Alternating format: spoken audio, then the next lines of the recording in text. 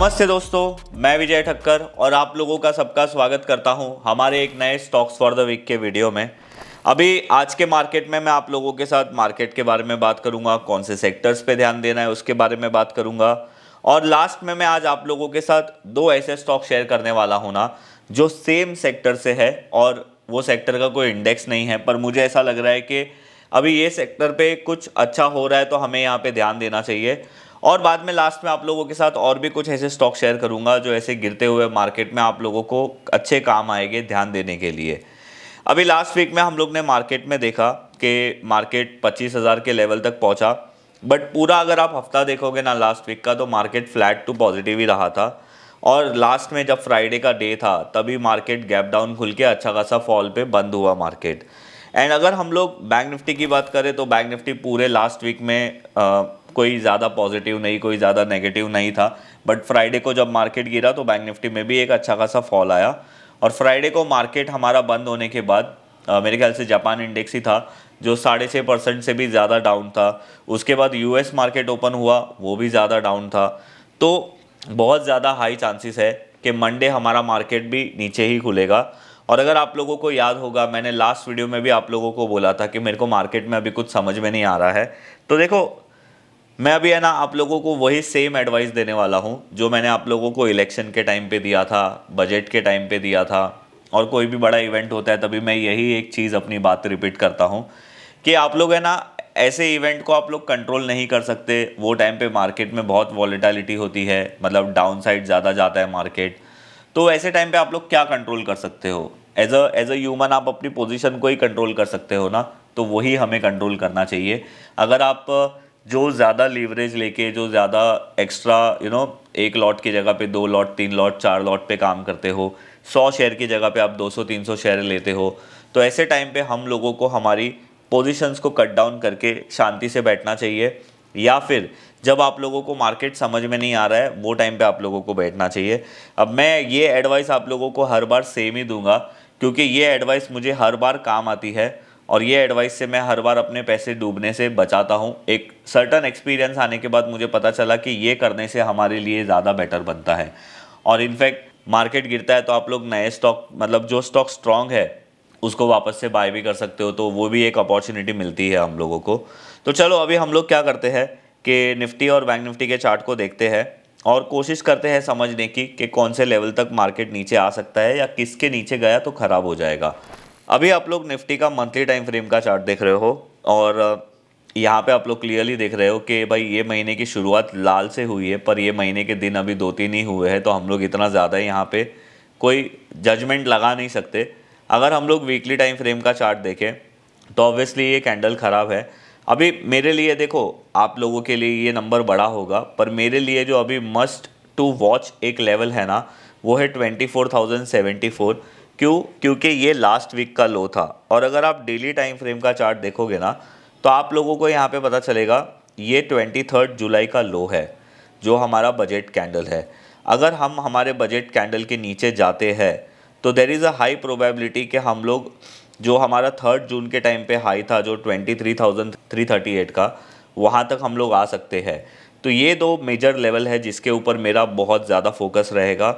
And believe me, मैं अभी upside के कोई लेवल्स के ऊपर ध्यान नहीं दे रहा हूँ, बिकॉज पर्सनल लेवल पे मुझे भी यही लग रहा है कि डाउन साइड पे ज़्यादा ध्यान देना चाहिए। ऊपर तो मार्केट जितना जाए उतना हमारे लिए अच्छा है। अभी अगर हम लोग बैंक निफ्टी की बात करें तो बैंक निफ्टी का मंथली चार्ट आप लोग यहाँ पे देखो। बैंक निफ्टी के मंथली चार्ट में लास्ट मंथ में भी एक डोजी बना था, अभी भी कुछ खास यहाँ पे है नहीं। अगर हम लोग वीकली टाइम फ्रेम का चार्ट देखें तो बैंक निफ्टी के लिए भी हमारा ये जो लास्ट वीक का लो है वो ऑब्वियसली इंपॉर्टेंट है, क्योंकि इसके अंदर हमारा बजट के दिन का लो है। अगर हम लोग 50,438 लेवल को ब्रेक करते हैं तो बहुत ही ज़्यादा हाई प्रोबेबिलिटी है कि हम लोग 49,000 तक आ सकते हैं। और ये जो ट्रेंड लाइन है जो हमने वीकली में बनाई है, अगर ये ट्रेंड लाइन एक लेवल पे ब्रेक हो जाती है तो हम लोग ऐसा बोल सकते हैं कि जो कोविड के टाइम से या फिर जो एक अच्छा ट्रेंड ऊपर की तरफ चल रहा है ना, वो ट्रेंड ख़राब हो सकता है। एक बार हम लोग डेली टाइम फ्रेम को भी देख लेते हैं तो यस, अभी हम लोग ऑलमोस्ट ये जो इलेक्शन में बजट के टाइम नहीं, अब बजट के टाइम पे जब ये एग्जिट पोल का रिजल्ट आया था उसके हाई के पास ट्रेड कर रहे हैं। पर मैं सबसे ज़्यादा फोकस रखूँगा 50,400 लेवल के ऊपर। तो निफ्टी और बैंक निफ्टी का ये मेरा एनालिसिस है और ये चीज़ हम लोगों को ध्यान में रखना चाहिए। अगर हम लोग लास्ट वीक सेक्टर्स की बात करें तो energy sector, CPSE sector, media sector, pharma sector, ये सब ने परफॉर्म किया है। अगर अंडर परफॉर्मेंस वाले सेक्टर की बात करें तो reality, IT, auto, FMCG, metal, ये सारे सेक्टर ने अंडर परफॉर्म किया है। अब देखो, एक बार है ना, आप ये देखो, क्या मैंने आप लोगों को थोड़े टाइम पहले भी बोला था कि भाई आईटी सेक्टर अच्छा है। अभी आईटी सेक्टर ने तो ये हफ्ते में अंडर परफॉर्म किया है। तो आप आईटी सेक्टर का चार्ट देखोगे तो इसका जो ऑल टाइम हाई ब्रेकआउट था, ये उसके ऊपर ही ब्रेक करके वापस से आया है। तो इसको हम लोग ख़राब नहीं बोल सकते, ये एक तरीके से अपने ब्रेकआउट के पास ही आया है, तो ठीक है। अगर यहाँ पे आईटी इंडेक्स 37,500 के नीचे जाएगा तो ज़्यादा ख़राब हो सकता है, वो हम लोग बोल सकते हैं। अगर मैं आप लोगों को अदर फैक्टर की बात करूँ तो लास्ट वीक में 5 दिन में से 4 दिन एफआईएस लोगों ने बेचा ही था और एक ही दिन बाय किया था उन्होंने, वो भी उनका नंबर कुछ इतना बड़ा नहीं था। डॉलर इंडेक्स की बात करें तो 103.20 के आसपास ट्रेड कर रहा है। इंडिया विक्स की बात करें तो ये हफ्ते में 14.32 था, लास्ट वीक में 12.20 था, थोड़ा बढ़ गया। ऑब्वियसली मार्केट गिरेगा तो इंडिया विक्स बढ़ता ही है। क्रूड ऑयल की हम लोग बात करें तो $73.52 के आसपास ट्रेड कर रहा है। यूएसडी आईएनआर 83.70 के पास ट्रेड कर रहा है। तो ये सारे नंबर्स तो इतने ज़्यादा कोई बड़े ख़राब नहीं हुए जो हम लोगों को इसमें कंसर्न करना चाहिए। बट हाँ, मार्केट जैसे गिरते जाएगा ये नंबर ऑटोमेटिकली ख़राब होते जाएंगे, तो ये चीज़ है। अभी हम लोग आते हैं हमारे आज के स्टॉक्स के ऊपर। देखो, पहले तो मैंने ये सोचा था कि मैं आप लोगों को वो स्टॉक्स बताता हूँ जो हमने रिसेंटली एनालिसिस किए थे और जो ऐसे ख़राब मार्केट में एक अच्छी अपॉर्चुनिटी दे सकते हैं, जहाँ पे हमें ध्यान देना चाहिए। बट फिर मुझे 2 स्टॉक के ऊपर मेरा ऐसा ध्यान गया जो मुझे ऐसा दिख रहा था ना कि यार ये सेम सेक्टर से है और ये दोनों स्टॉक में एक अच्छी स्ट्रेंथ अभी मुझे ऐसे ख़राब मार्केट में दिख रही है। तो मैं एज अ मोमेंटम ट्रेडर क्या देखता हूँ कि भाई कहाँ पे स्ट्रेंथ है। मुझे बहुत सारे लोग ये क्वेश्चन पूछते हैं कि सर क्या ख़राब मार्केट में भी हमें अच्छे स्टॉक्स मिल सकते हैं क्या? डेफिनेटली मिल सकते हैं, उसका एग्जांपल ये है। तो आज का जो हमारा पहला स्टॉक है उसका नाम है आईसीआईसीआई प्रूडेंशियल लाइफ इंश्योरेंस। अभी आप लोग देखो, ये स्टॉक का आप लोग फिलहाल मंथली टाइम फ्रेम का चार्ट देख रहे हो और मंथली टाइम फ्रेम इतना अभी कोई बोल नहीं सकते कि अच्छा है, क्योंकि अभी तो महीना शुरू हुआ है। तो अगर आप यहाँ पे देखोगे ना, लास्ट मंथ में ये जो स्टॉक है इसका आप कैंडल देखो, लास्ट महीने का इसका कैंडल अच्छा है और इसने अपने ऑल टाइम हाई को भी ब्रेक किया था। अभी ये सिर्फ 2021 का इसने अपना रेजिस्टेंस ब्रेक किया है। ये स्टॉक लिस्ट ही हुआ है 2016-2017 में, मतलब 16 की एंड में। तो आप यहाँ पे देखो कि ये ब्रेकआउट एक अच्छा ब्रेकआउट है और इसका जो ऑल टाइम हाई था वो 724 के आसपास था। अभी आप यहाँ पे वीकली टाइम फ्रेम देखो, लास्ट वीक का कैंडल बहुत अच्छा था और अगर आप यहाँ पे वॉल्यूम भी देखोगे तो अच्छा है। वैसे ये लार्ज कैप स्टॉक है तो इसमें इतना वॉल्यूम इतनी जल्दी से अच्छा दिखेगा नहीं। तो ये एक मुझे है ना, ये चीज़ ने मुझे ये चार्ट पे अट्रैक्ट किया कि लास्ट वीक में मार्केट थोड़ा कंफ्यूज था और मार्केट गिर रहा था, बहुत सारे स्टॉक गिरे भी। पर ये स्टॉक ने, अगर आप यहाँ पे देखोगे ना, तो ये स्टॉक में इतनी गिरावट नहीं आई। तो ये स्टॉक पे हमें ध्यान देना चाहिए। ये अपने ऑल टाइम हाई को ब्रेक कर रहा है। अगर आप रेंज कैलकुलेशन करोगे तो आपको अपसाइड की टारगेट भी दिख जाएगी। अगर ये स्टॉक वापस से 640 ब्रेक कर देगा तो ख़राब हो जाएगा।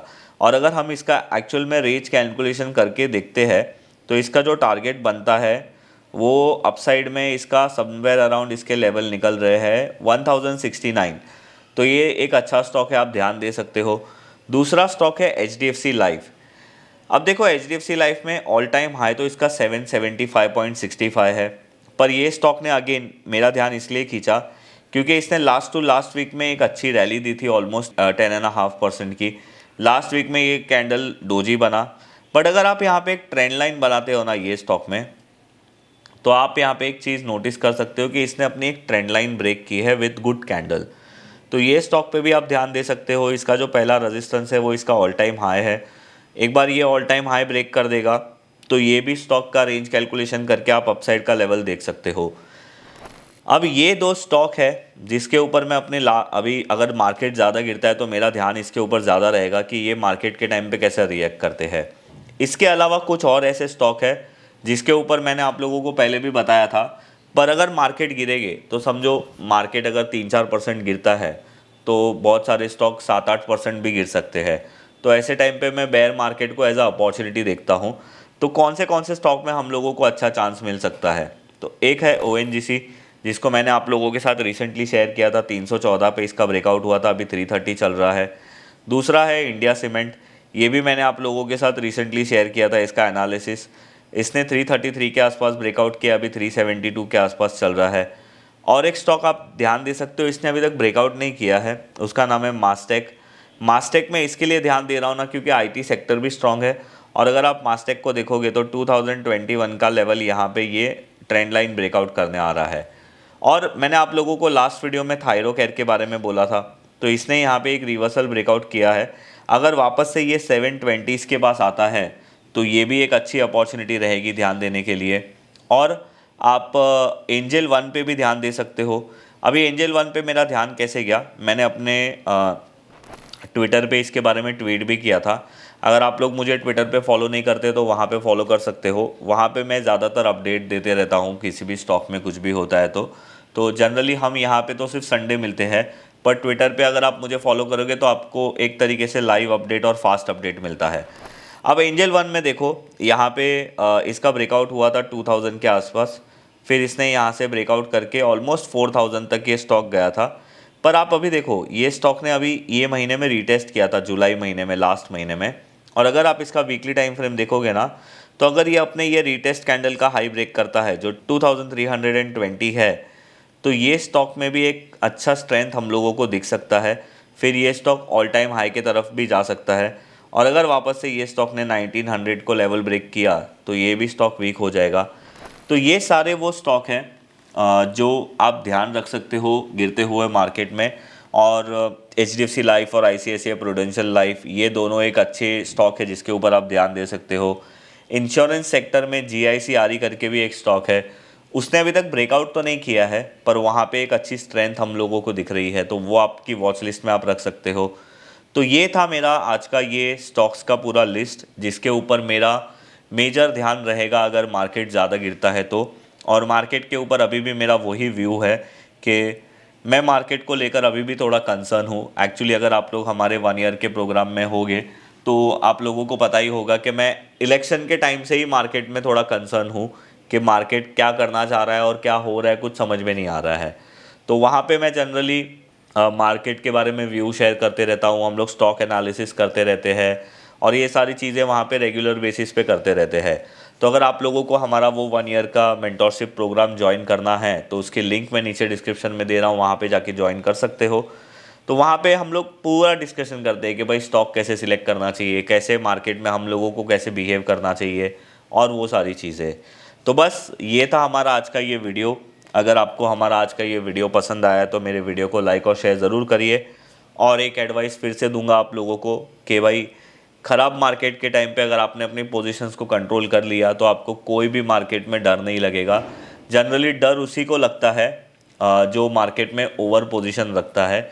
मैंने देखा था फ्राइडे रात को बहुत सारे ग्रुप्स में ये मैसेजेस आ रहे थे कि अरे ये मार्केट इतना डाउन हो गया, वो मार्केट इतना डाउन हो गया। लोग ऐसे ही व्हाट्सएप पे पैनिक हो रहे थे।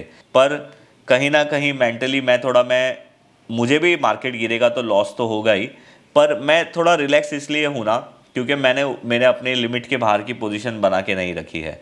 तो अगर लॉस होगा तो मैं शायद बुक भी कर लूँगा या मैं लॉस को कंट्रोल कर सकता हूँ। और जब मार्केट वापस से ठीक होगा मैं वापस से मार्केट में से अच्छा गेन कर लूँगा। तो ये एक चीज़ है जो मैं आप लोगों को सिखाऊंगा, जो आप लोगों को हमेशा ध्यान देना चाहिए। और हाँ, यहाँ पे मैंने आप लोगों के साथ जो भी चीज़ शेयर की है ना, वो मेरा पर्सनल एनालिसिस है, कोई भी आप लोगों को वो रिकमेंडेशन नहीं है। आप कुछ भी करने से पहले अपना एनालिसिस ज़रूर करिए, अपने एडवाइज़र से ज़रूर डिस्कस करिए। मैं आप लोगों को सिर्फ ये बता रहा हूँ कि मुझे क्या लग रहा है और मेरा जो नॉलेज है, मेरा जो एक्सपीरियंस है वो क्या बोल रहा है। तो बस ये था मेरा आज का ये वीडियो। अगर आपने हमारे चैनल को सब्सक्राइब नहीं किया है तो सब्सक्राइब ज़रूर करिए। और हाँ, प्लीज़ लाइक ज़रूर करिए। अभी हमारे चैनल पे 2,70,000 सब्सक्राइबर ऑलरेडी हो चुके हैं। क्या हम लोग अगस्त तक 3 लाख का नंबर अचीव कर सकते हैं क्या? तो ये मैं आप लोगों के ऊपर छोड़ता हूँ। एक बार आप लोग मोबाइल में नीचे जाके ज़रूर देखिए कि आपने सब्सक्राइब किया है या नहीं किया है। अगर नहीं किया है तो सब्सक्राइब ज़रूर कर दीजिए।